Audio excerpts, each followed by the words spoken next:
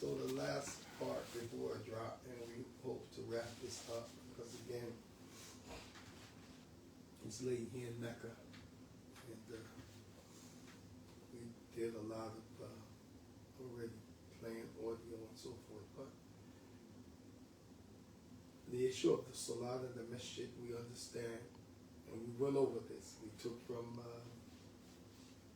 the Ahkam, we took from the explanation. Short Taysir outline onto the Ahkam. Then there's more than one position. And all of the ulama, they said that the scholars don't see eye to eye on the issue of praying in the masjid, if it's wajib or not. It's always encouraged. Even those scholars that didn't say that the meaning of jama'ah means to pray in the masjid, even those scholars that didn't take that opinion, they still encourage it. Nobody can disencourage it. That's a kafir or a munafiq. The Muslim encourages anything from Iman. Tarawih is not watching in Ramadan, but the Muslims encourage it. Why? Because of the blessing of it, the virtue of it. So no one would disencourage Tarawih except the kafir or munafiq. Likewise, Salat in the masjid should be encouraged. But his claim that I did a poor job of that, the lack of, of. So we brought the positions when it came to this issue, again, of him, Ahmed, saying that brothers don't have an excuse. A sick person doesn't have an excuse. A person who overslept doesn't have an excuse. There's no excuse. That's what he was saying. So we said the jamhur ulama. Jamhur here means the masses or the majority. That's how that word is used.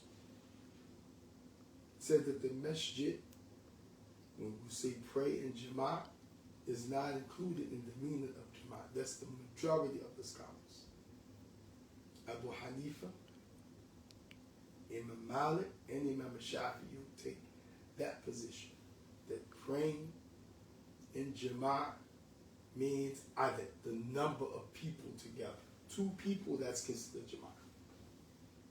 And not that 2 people praying in the masjid is considered jama'at. I took that position. They mentioned Hadith Ibn Umar 27 times, 25 times. Narration of Abu Hurairah. We mentioned that. And that the only one says that the Salat in Jama'ah means in the masjid was the Hanbalis. And Imam Ahmed took that position that it's wajib, you have to.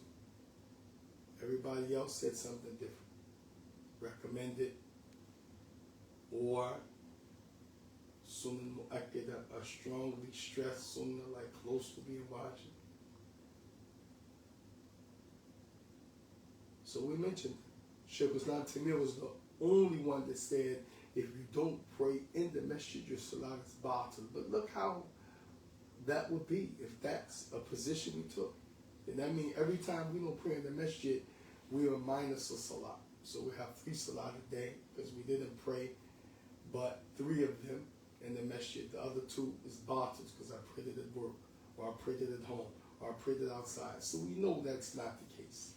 That's what Rasulullah saying that he thought to have somebody call the adhan and command somebody to lead the salah and go burn the houses down of those men who stayed back. Then we said, okay, there's different meanings to the hadith. There's different meanings. And one of them, because they were the munafiqeen, to expose them. So we mentioned that in order to show that the brother was tripping, trying to, and as he said, just want to help, and, come and be a helping hand. No, it's causing harm. And we have people legitimately that pray in the masjid sometime, but according to them, they never pray in the masjid. And they pray Fajr sometime, but according to them, they never pray in the masjid Fajr. So this we have to clarify. We had to clarify the issue. And we still encourage. Like we said, we did the whole Sifat Salat Nabi al-Badi, talking about the Salat and Ahkam, and from amongst the praying in the masjid. We did some of the Kaba'ir, both of Muhammad ibn Abdul Wahhab, Ibn Sulaiman and Lechdi, and we did some of the Kaba'ir of Imam al-Dahabi. In it is the issue of not praying, leaving the prayer, or being negligent in the prayer, not praying in the masjid, Jumu'ah, 3 Jumu'ah of Jumu'ah if you miss. We've gone over all of that. We tell the people to pray in the masjid. We pray in the masjid. So I don't know, like what Brother Harun is saying in the comment section. How could the Muslims fight? And Poughkeepsie, what kind of Muslims are these fighting? We just want the masjid to be open for the 5 prayers and Fajr. The masjid is open. Where are you? Where are you? I'm the one lead the salat. I'm there. So I know that the masjid is open. Where are you, Harun? And those that are on the sideline, pom-pom, cheering for Ahmed Yassin. Because you're all part of this fitna. You're the same guy.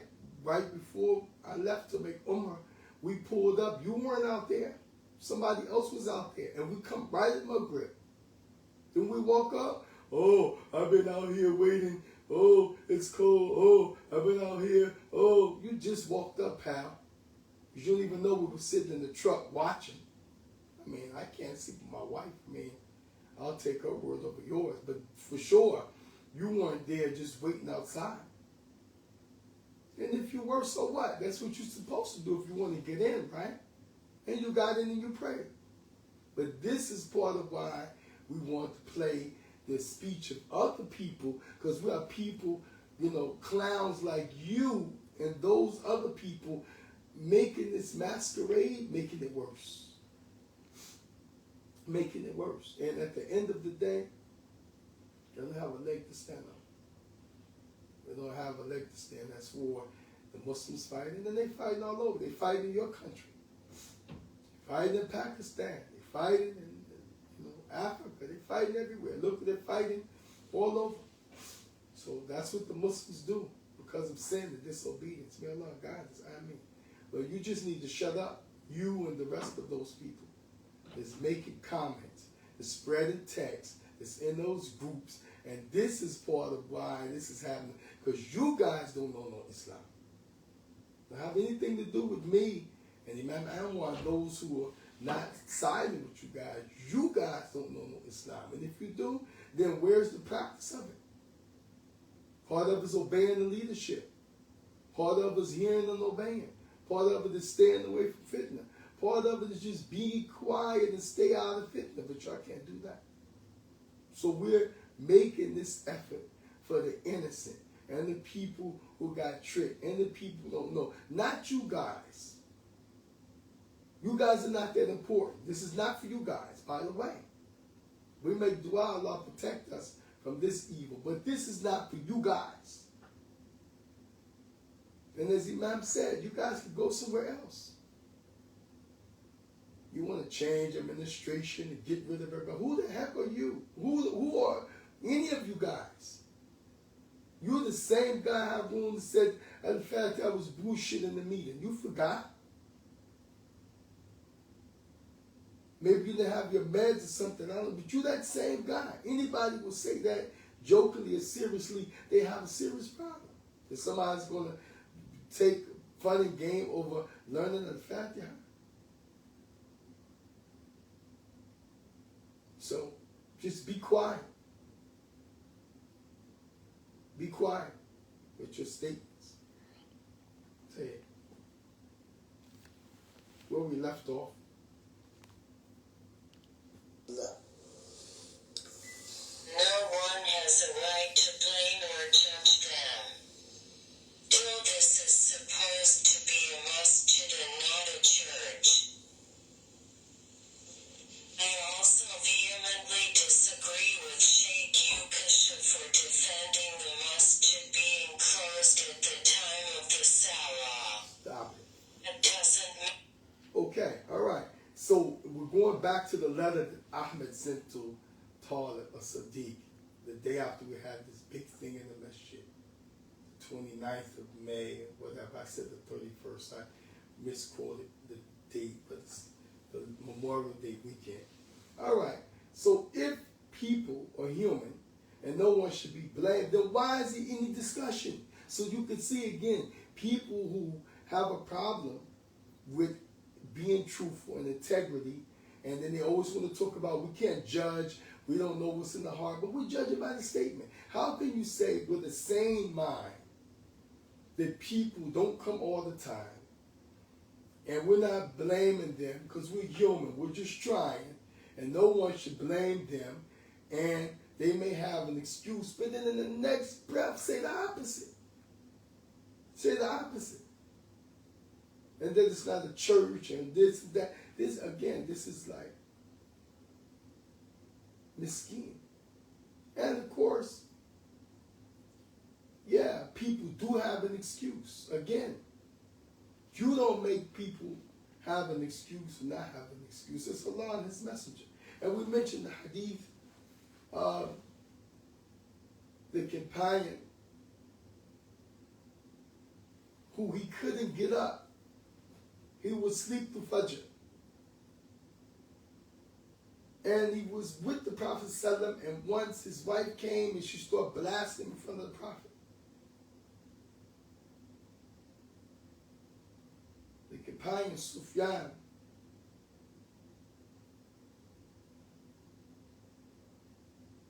and so she said, my husband this, my husband that, and one of them she said, and he only prays Fajr after sunrise. So the Prophet looked at him and says, it's true? He said, yeah. And he said, Ya Rasulullah, it's known before Islam, I had this problem, I cannot wake up. I'll sleep through anything. So when I wake up, it's sunrise. And that's the same companion when Aisha was left. When they slammed her, that's the same companion. He slept through everything. To the point they left, he was still sleeping. That's how he was able to bring Aisha back. So the Prophet didn't blame that man. He has a valid excuse. And another hadith, he's the man who brings the water. So the people can have water when they make wudu in the morning for Fajr. So he's up working all night while people sleeping. So he sleeps down on the Fajr. He oversleeps Fajr. We're talking about people who have an excuse. So this, again, this is part of the fitna. Who are you to come and say about anything? So what, you from Poughkeepsie? So what, you've been somewhere? So what, you have big dreams? But that's all it is. And Martin Luther King, he had a dream too. You can't just come change something, and now, after all of this, you want to bring some statement about you only wanted to help, and you don't want no fitna, and we don't have a problem with leadership, and, you know, come on, give me a break, man. So I just wanted to stop it, because at this point, now he's even contradicting himself in the next breath. How can we work with somebody? What person like this has the ability to be a leader? How? A leader has to have a sound mind. A leader must be able to control his emotions, control his feelings, controls his desires, his appetites, his lusts.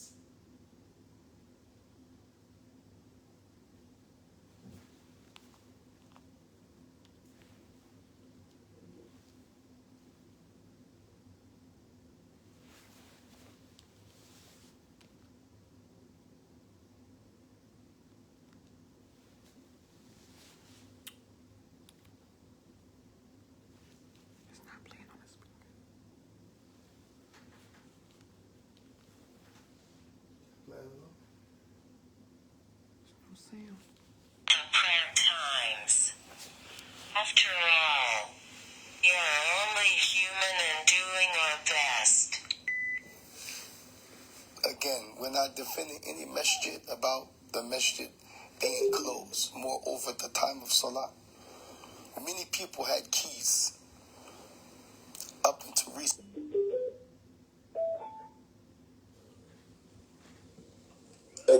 again and again, because of security issues, so many people have the keys. We changed the locks. But if we didn't want people to come and pray at the time of Salah, before the Salah, after Salah, then why would we give keys? Doesn't make sense. So again, this person just rambling on, making lies, campaigning, and getting people to say, oh, the poor guy, he's doing good. Why are they against him? And yes, people complain to him since he's been here because he's rallying this issue. The masjid is not open. The first thing he said when he came here and seen people were not really coming to the masjid, he said, this is depressing. Why do people don't come to the masjid? We said, they come. But they come when they get ready. They come when they have time. They come when they want to. So he decided he's going to change something because he feels and he wants people to come based upon his own need. So again, lies, deception, and the masjid is always open, even if the clock is not correct or the time for the Iqamah didn't get changed. People know the time that we pray. The regulars always know the time.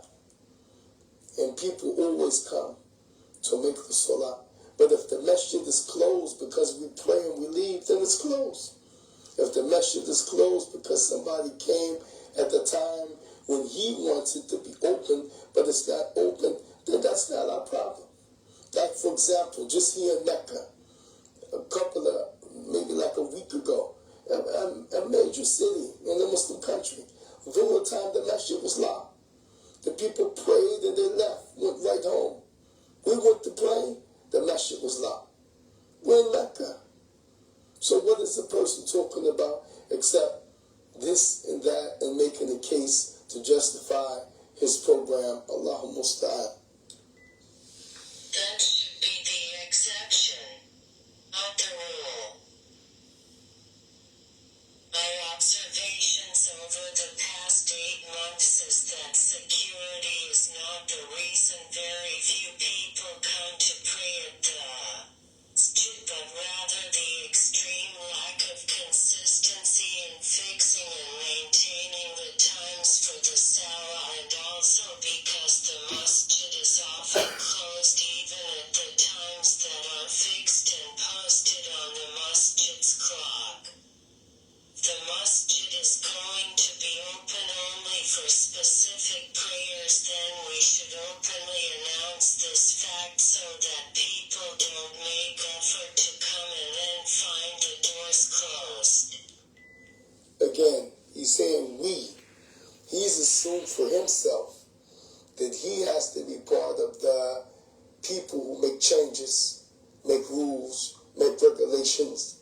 Nobody asked him to do any of this. And even if they did, this is not how you do something. You just come from somewhere and you just jump and start doing this, doing that. SubhanAllah, they mix with lies, deception, and all of this fitna. La hawla wa la quwwata illa billah.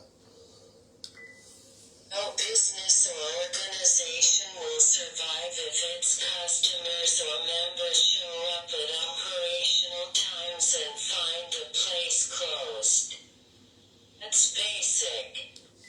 So words and jargons, phrases like this, are highlighted to make people see failure in the operation. The imam, he's not competent. The imam, he doesn't have knowledge. The imam, the place is not open like it should be. It's not open on time. All of this is part of the tools that he's using to show that he needs to be the one in charge. No one else has the ability to run the place, including the operations that should be logically and easily exhausted and used on a regular basis. They're not being used. Allah Musta'an. What an evil person. This is the complaint I have heard time and time again from a huge number of people since I moved back to my hometown in September, and I fully agree. Again, look, since he's come back, people, they come and they can't get in. and they say the masjid is not open. But who are those people? Normally, it's travelers. Normally, it's people that come from far away. And they have a number they normally call. Imam will come and let them in or call someone else who's close by. So who's complaining? The locals are complaining. The people that normally come and have keys were complaining. Those people who know the operation, who's been here for all of those years, they're complaining to you. They're complaining to Ahmed. SubhanAllah. Allah Musta'an. And we have people now that's with him, like the guy he comes. He's already coming to show that the masjid again needs new leadership. The masjid is not ran right. He's with this Ahmed, this guy. He comes and he asks a blind man, is that clock right? Now he's talking about the clock for the Iqamah times. Now who's going to ask a man who can't see, is that clock right? So I don't answer him. Then it goes to a big thing, back and forth. Just answer me. I ask you, is the clock right? While this man already talked with Imam Anwar prior to coming to the masjid to engage in an argument with the blind man. Is that clock right? In which I'm supposed to say, yeah, it's right. No, it's not, because I can see and look at the clock, a blind man, right? He already called Imam Anwar. Imam Anwar already told him the Iqamah time for Salat al-Isha. During this issue, Imam comes, this man is arguing with me and says, okay, you're rude, you didn't answer me, I can't pray behind you, you're not fit to be Imam. He's with Ahmed. He's with the likes of this man who said he doesn't want to make fitna. He's with the likes of this man who said, I'm just coming to help out. You see this evil? And this is part of the campaign. You're talking about a clock, a time, something organized. Allah Musta'an. I have done my best to help, whether it is appreciated or not. See, he's looking for Sheep appreciation. grabber. He's looking for thanks. He's looking for power.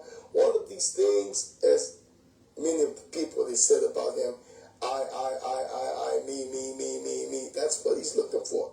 Self-gratification, self-power, self-control, while he's claiming the opposite. He's not. Why would I come home after decades and cause fitna in the masjid and community I love? I have always done my best to support. It's the last thing I would ever want, and I will continue to do my best to avoid it. This matter needs to be discussed with Imam Anwar present. If it's starting fitna, to do everything I can to encourage the Muslims in Poughkeepsie to come to the masjid for Salah and to help in any way that I can to make this possible, then I plead guilty. As for recording the names of people who attend Fajr Salah, which I had already reduced to just the number and initials suggested by one brother, since it is such a big issue with just a few people. And yes, I will stop. That's what it takes to make everyone happy. Stop. If it's also a problem to write the number of people who attended, then I'll stop. So this is one of the traits. And no one knows him better than us, like Imam Anwar. Anwar has known this man for 15, 20 years. He downplays everything that's a big issue, and things that are a big issue he minimizes. Now here, he already stopped taking attendance for Fajr and Isha, which he had no right to do. People asked him personally, not just a few people. He harassed them, gave them problems. And now he says just a few people, and that it wasn't a big deal. Well, it's not a big deal to who? To you or to other people? And how do you know it's just a few people? You went and talked with everybody? You went and interviewed everybody? Did you accept the statements of those people, whether they're a little or a lot, that didn't want you to keep putting them in the group, marking them present and absent? Even my brother, he said, SubhanAllah, I went and looked on the group. He said he had me present and I wasn't even in town. SubhanAllah. So this, again, you could see like, clearly, this is like an evil, tremendous fitna in the community. And wallahi al-azim, if we quiet, I told the Imam the next step, when they hear the last letter or the last correspondence, because he's not just sending this to who he claims. Other people get it, they'll say, wow, this guy's now saying he was wrong. He'll make Tawbah. He respects leadership. And they still won't work with. It's a game. It's a game.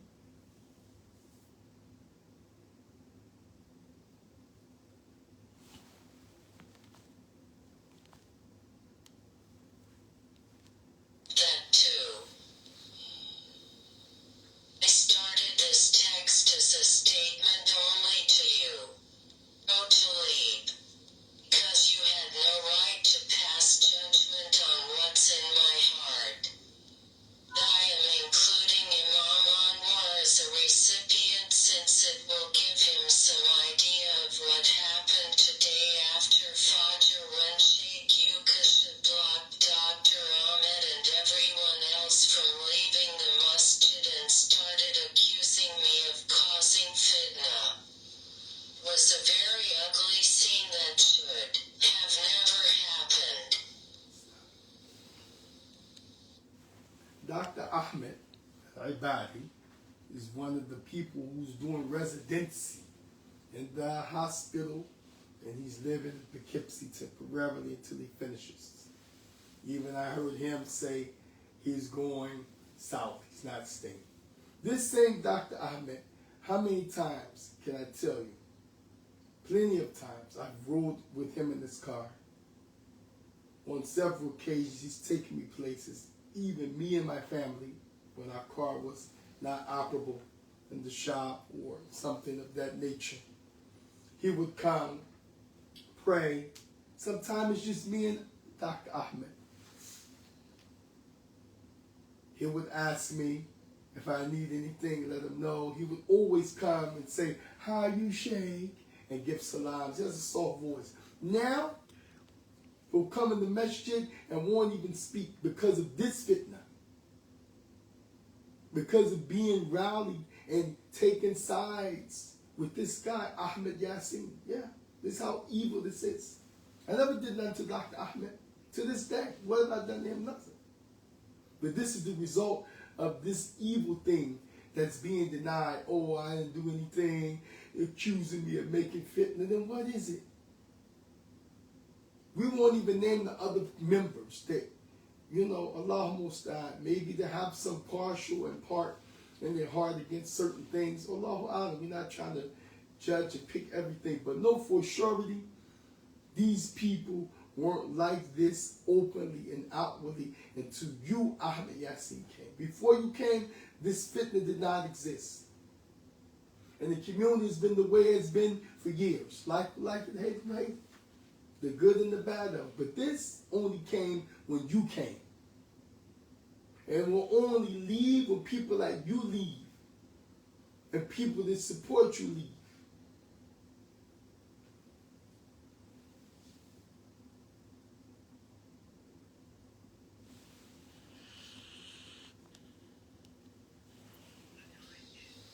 Dr. Ahmed's message to me and Imam Anwar, dated May 29th, 2023.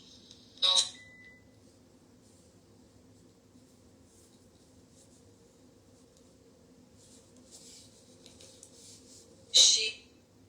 Story stop button.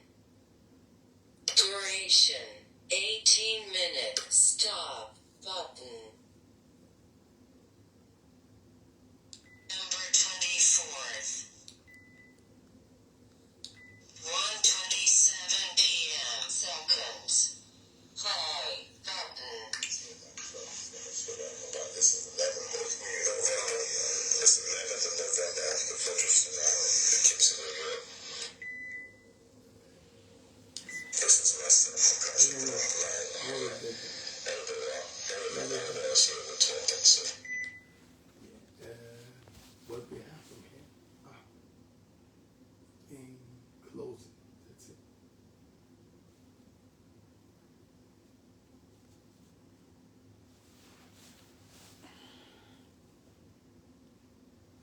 So I'm just trying to get now his speech in Cairo, what started all of this. Recorded your voice message. Resume. Pause. The last 30 minutes where he started to plead and this and that, you notice he didn't want his wife to hear. He stopped the conversation. Being sneaky.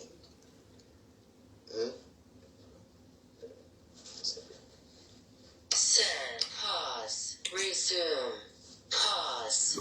Because Button. now has to seem to those around him, being there in Egypt, that it's not a bunch of fitna, it's just a misunderstanding. Because I'm quite sure pressure's being put on him by some people to stop it. I'm pretty sure of that. So that's where the recording actually ended, the last 30 minutes. And I just want to kind of conclude, because I use a lot of times for the sake of Allah. But again, just notice, like, he's saying, and this is the pattern of a liar, a deceiver. And of course, we can't open people's chests and look at their hearts, but actions are by intentions, and intentions are by actions.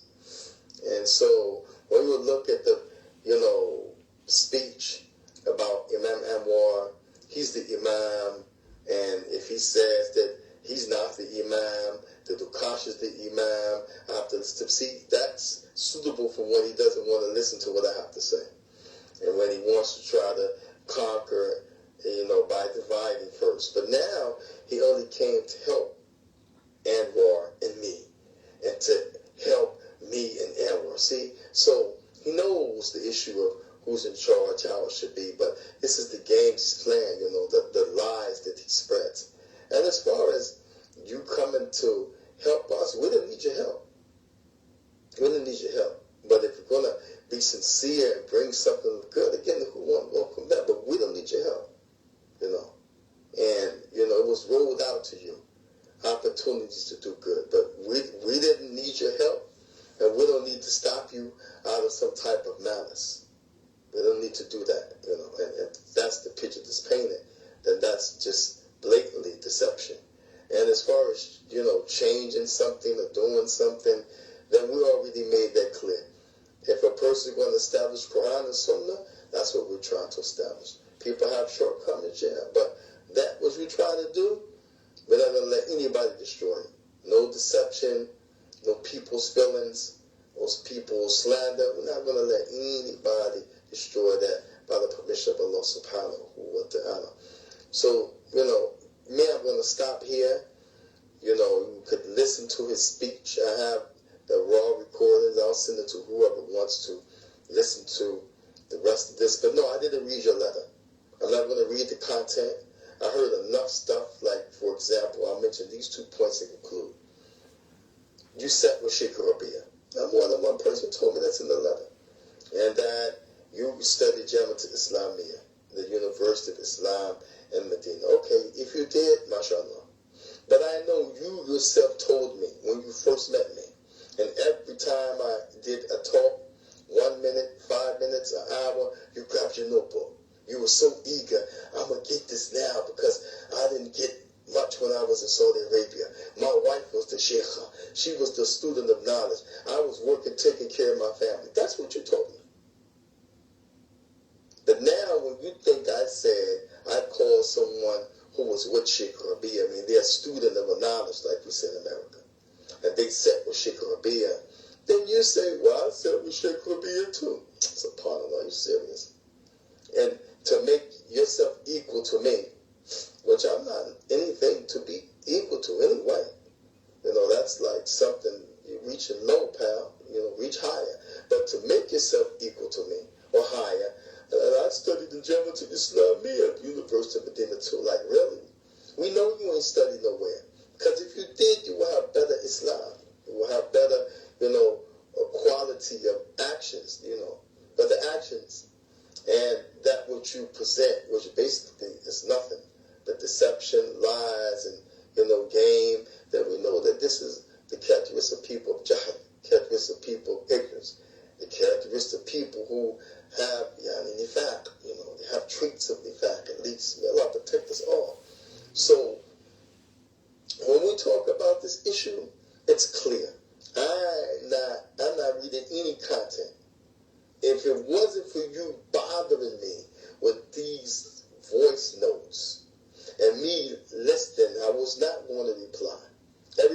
told me not to reply. My family, Imam. But once I listened to the danger of this deception, I said, I have to send it back to you. You want me to reply? This is what I think in conclusion. This is my solution in conclusion. Not the mistakes, not the problems. Everybody has that. But the lying, the deception, this, Imam Nawawi mentioned in the explanation of Sahih Muslim. Anybody who knows Advocate will read it for yourself, that the person who is a liar, then the scholars agree that that person, he can't even be a witness. You can't take his witness for anything. And that person, even if he's in the chain of hadith, that hadith can never be accepted. Can never be accepted. Even if that person makes tawbah, most scholars said that tawbah is accepted, but you can never take from that person.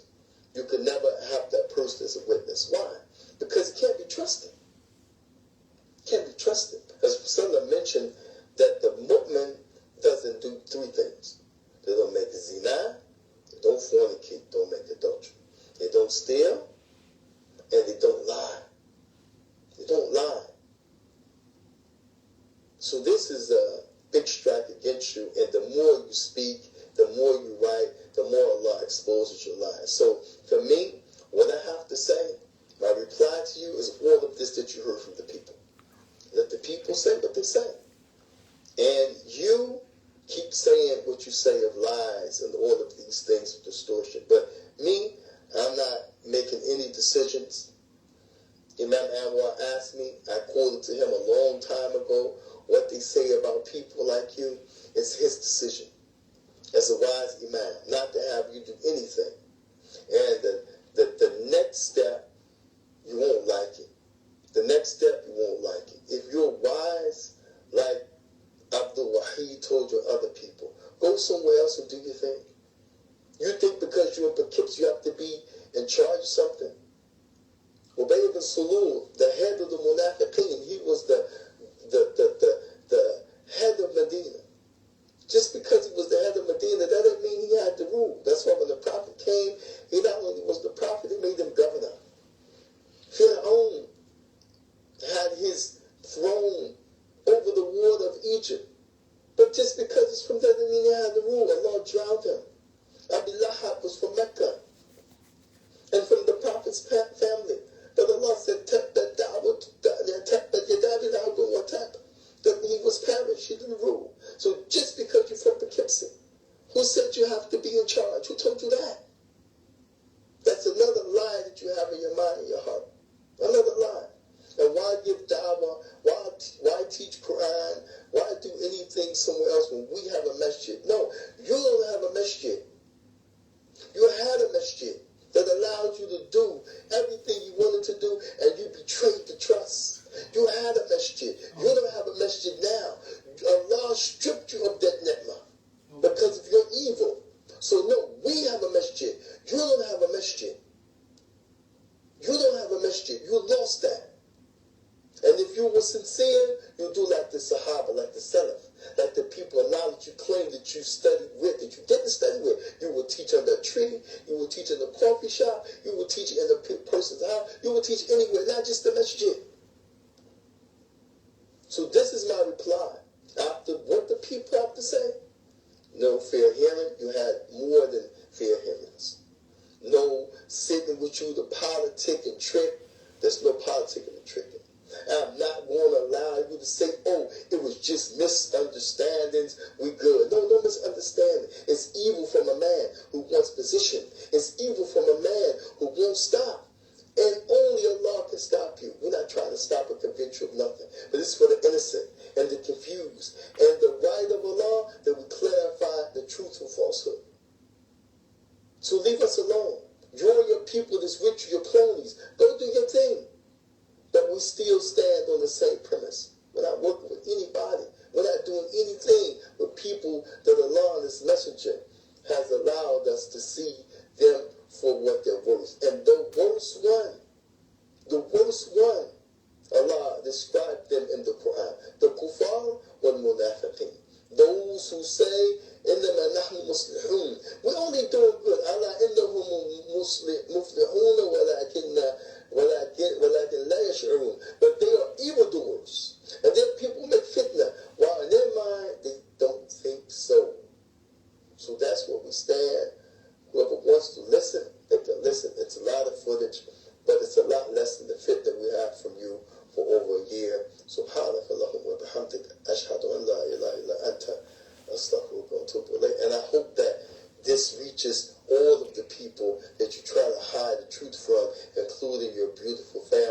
Shame on you deceiving your wife. A'udhu billahi minka. Wallahu musta'an. Send. But. His stuff can come up. But I mean, Kefi, unless you want to go play. No. First part, his speech, live. I'll play it. Yeah, because the 22-minute one, that first part by itself.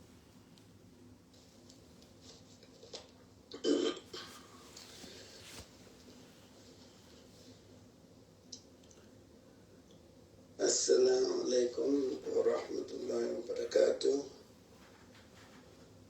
Bismillah, alhamdulillah, wa salatu wa salam ala rasulullah. Firstly, I'd like to thank you for replying to my messages. And sorry it's taken me a little time myself to reply to yours, since I got this at least a couple of days ago.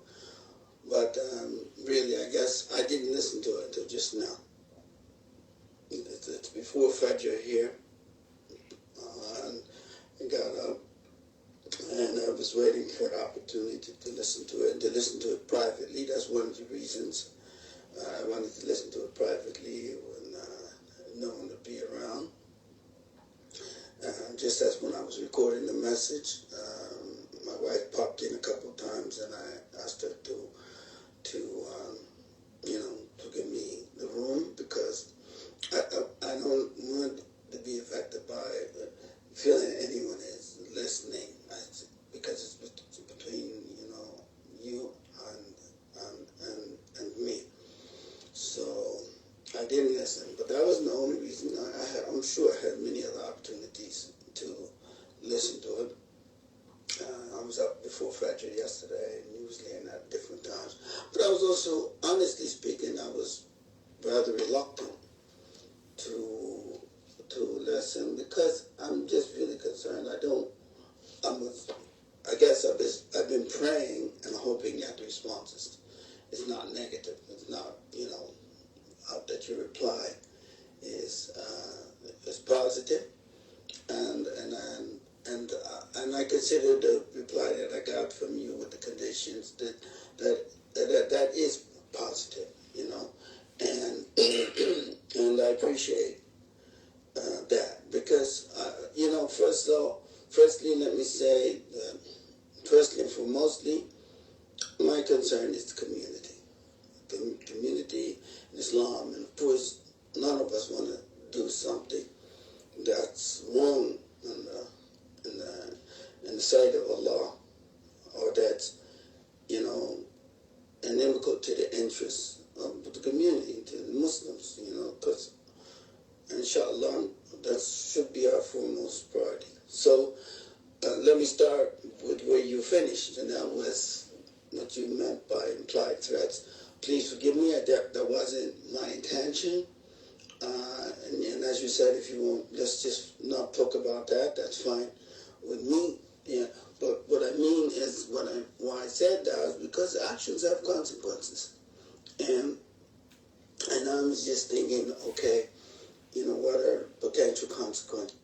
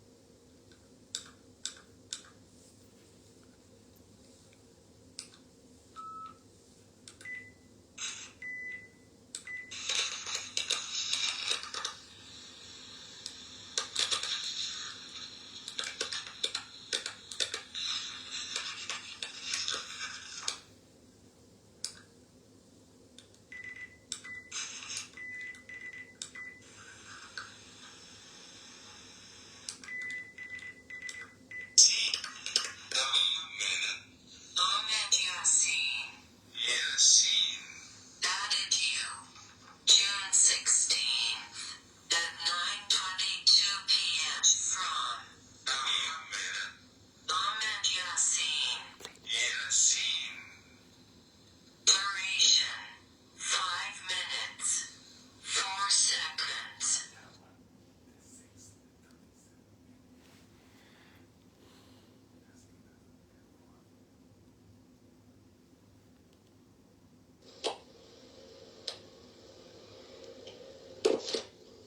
Assalamu alaikum. This is Ahmed Yassin. كيف حالك؟ أهلك إن شاء الله تكون بخير. بسم الله. الحمد لله والصلاة والسلام على رسول الله.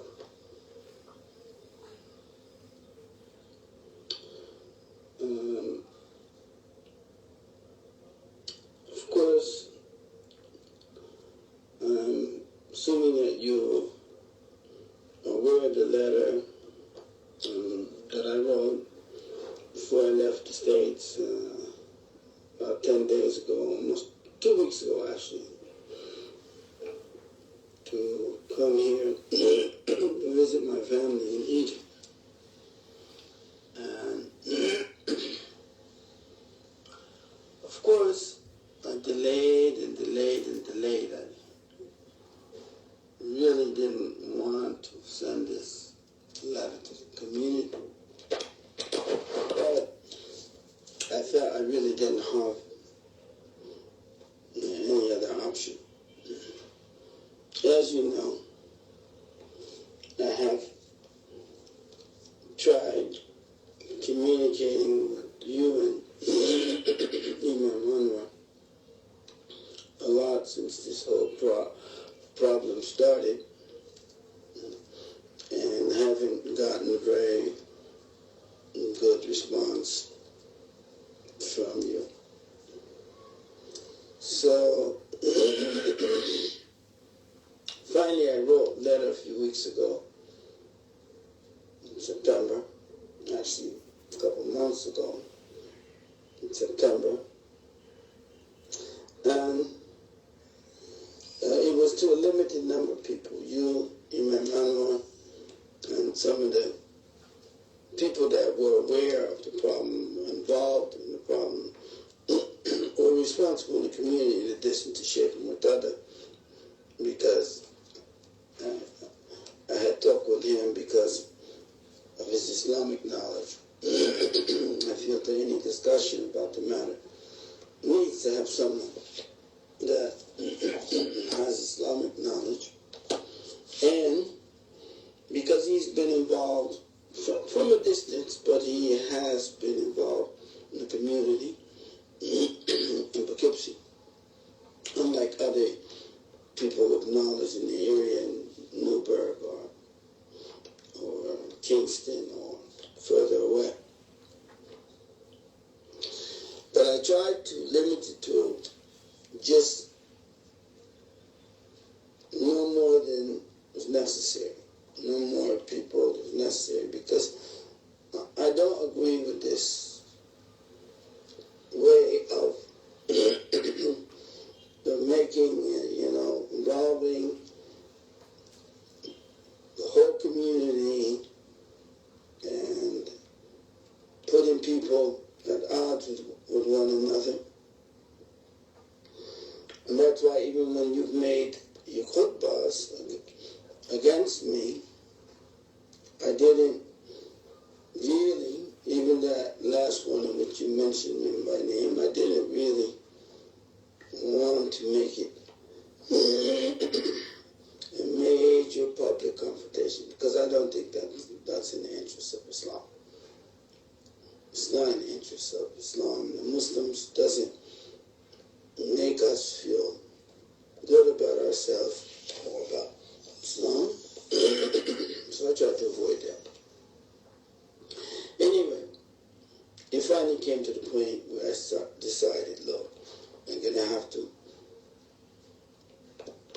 address the whole community about this. And that was why I wrote the last letter. Now, I hope you read the letter, aware of its contents, or listen to it, and sorry about my throat. I don't know why. I'm a cold these days, but so and I'm asking you, think fairly about its contents. Think fairly and deeply about its contents. And the main points. As you know, I started the letter, as I hope you know, by saying there's been a big misunderstanding in the community and a big injustice. And I hope you think about this. And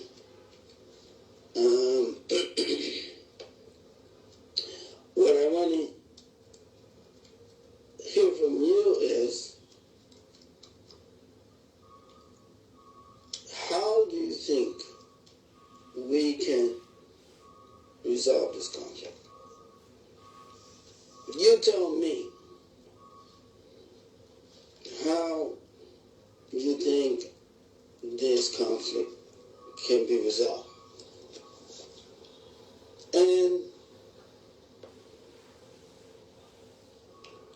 in fact,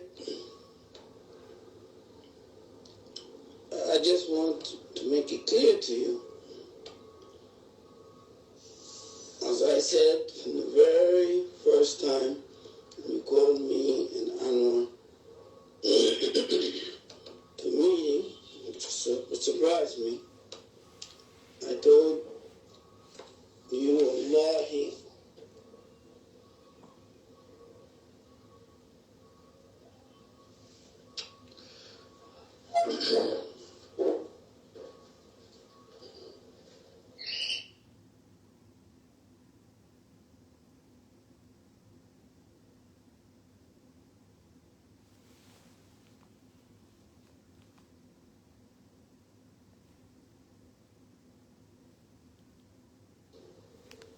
in September, actually a couple months ago, in September, and it was to a limited number of people. You, Imam Anwar, and some of the people that were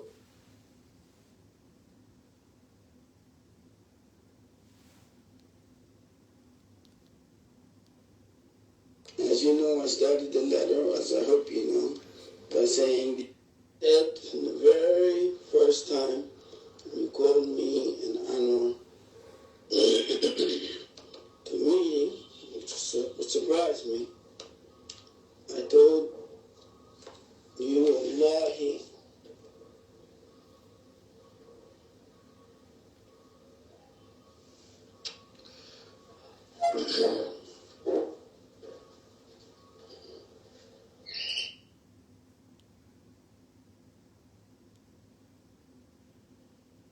I don't remember ever, and I So, that's it.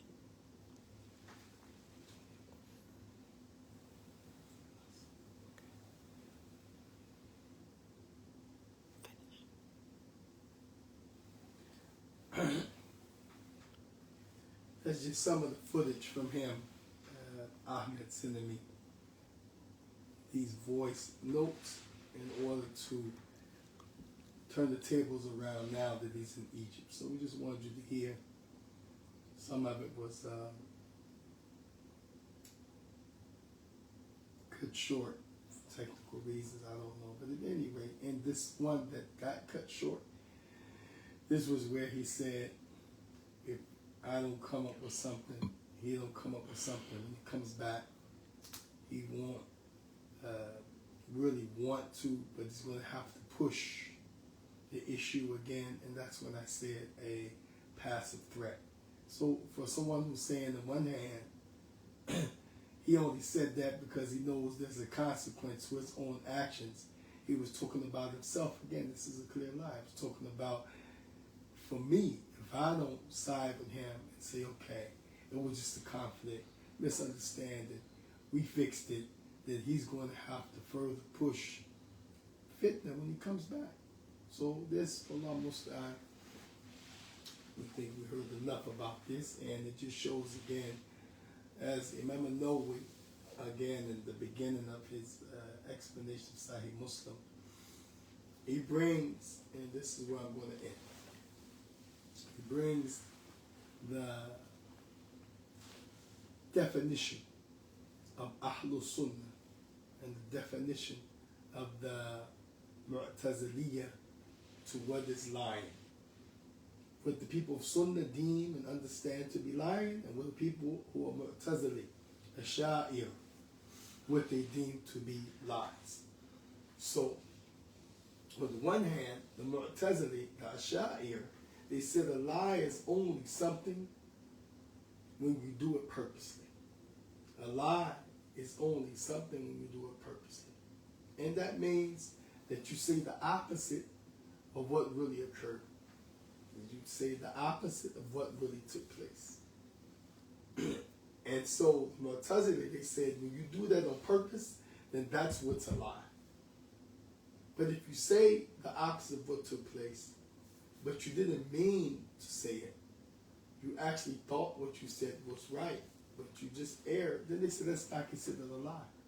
And the reason they use that approach, because the Prophet, he said, وَمَنْ كَذِبَ عَلَيَّ مُتَعَمِّدًا, whoever lies on me purposely, فَلْيَتَبَوَّ مَقْعَدَهُ مِنَ النَّارِ, and let him take his seat that Allah has prepared for him in the fire. So they use that statement of the Prophet مُتَعَمِّدًا, purposely, to show if you lie with intent, then this is what's called a lie in the religion, and not a lie on negligence or fright or mistake. But here, Imam Nawawi said, Ahlul Sunnah takes the opposite.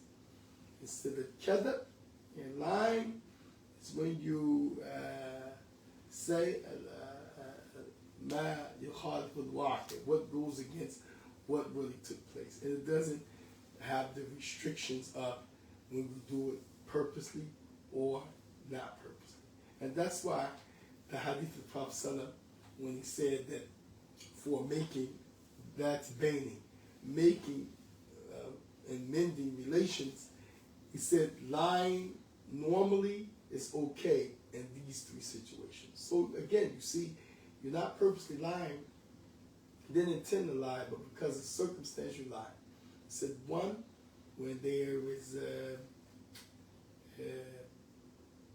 fitna, like with the issue of Ibrahim alayhi salam, said that ukhti, that's my sister. He didn't intend to, but he had to do it on the fly, because that issue came. He didn't plan to say the opposite.